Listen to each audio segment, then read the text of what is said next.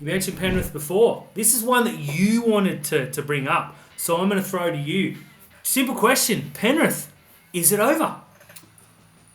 Look, all good things must come to an end. And bad things. And bad things. Now, I don't think it's over, right? Because they've got a lot of players to come back. Mm-hmm. Like, say what you want, that Penrith left edge has been terrible since Scott Sorensen has got injured. Yeah, and you and I both know what Scott Sorensen does to Cronulla every time he plays him. He is a darn good footy player. Yep. You've also got the best halfback and probably best player in the world to come back into the team as well.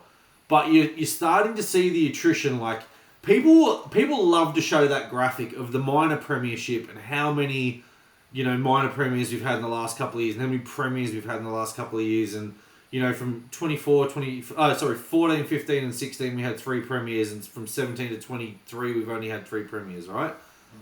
But I think this is a credit to Penrith that you can name a 1 to 17 of players that have been pillaged and picked apart from that team, and they are still top of their game. Now, no one saw that loss to Canberra. Like, bookmakers didn't even see that. Canberra were $5.25 at tip-off. Yep. And no one saw that loss coming. And so people are like, is that the end of Penrith? No. It's just a bad day in the office for them. But you're seeing now that they are not as far in front of the pack as we all thought they were. Like, last year, you and I on this very show, when Brisbane looked like they had the minor premiership, we were like, this is the most tokenistic minor premiership in the history of minor premierships, because Penrith are going to win the competition. Now, they didn't win it as easy as we thought they were going to do, but they still won it. In 2021, they ran through the league, lost in week 1 in a shock to South Sydney, turned it around. And guess what? Players are starting to come back in, and this is the whole turnaround. What you have to worry about with Penrith is not the attack, it's when they dial it in. It's when they dial in and they decide that they're going to go and strangle the life out of you. In 2021, Dan, in the final series, do you know the points scored per game that Penrith scored in the finals? Scored? Yep. Was about 6 and then 14, and then I think 14 in the... Maybe they lost 18 again? They lost week 1, 16-10. Yep. They won week 2 against Parramatta 8-6.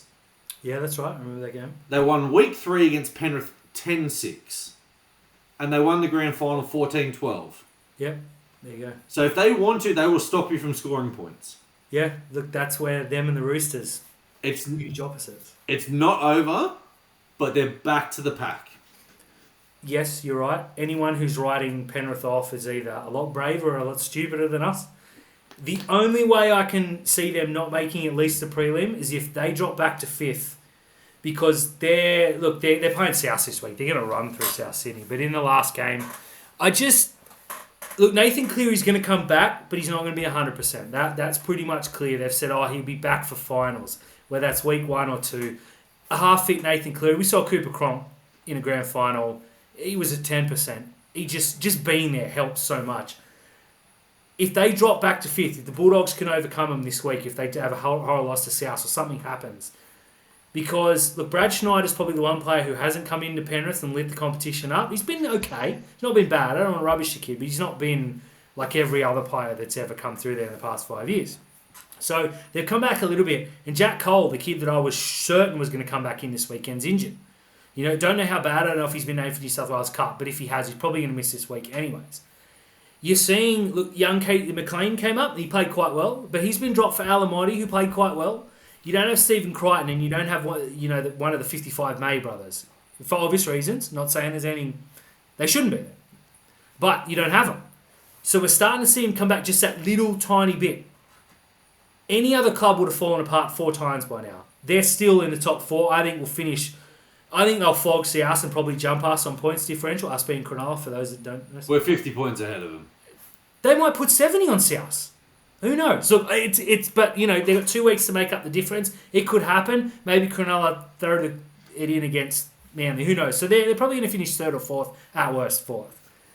It's not over, but they've definitely come back. But last year we said they came back. The year before, we're like, oh yeah, they're good. Melbourne are going to come back, and then Melbourne push up. Champion teams are champion teams for a reason, and I'm very glad you said that graphic that shows 3 minor premiers and 3 premiers in the last however many years. That's no coincidence. They are good sides because they're good clubs. They've got great systems and players can come up. So no, unfortunately, it's not over yet.